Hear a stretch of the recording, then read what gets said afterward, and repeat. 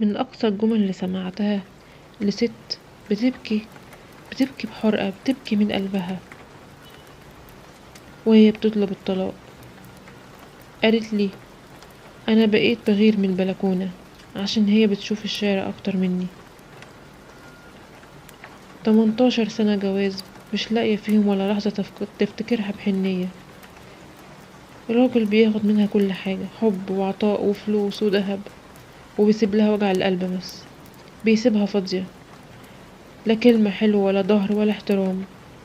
كل اللي كانت بتحلم بيه تبقى ست في بيتها اتحول انها تبقى خدامة فيه. قالت لي انا بغير من الست اللي في المسلسل، اللي جوزها بيحضنها وهي زعلانة، وانا حضني الوحيد هو المخدة. حتى العلاقة بينا بقت اداء مش احساس. حاسة اني قطعة اساس، زي الكرسي كده بيحركها وقت ما يحب،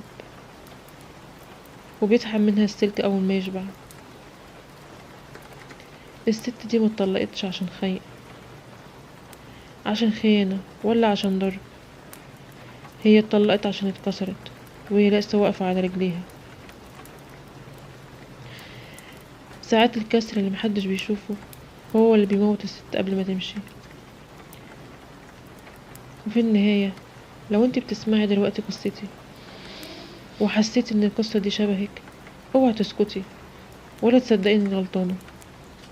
امشي، حتى لو هتعيشي وحيدة، بس اوعي تعيشي في القصة الغلط.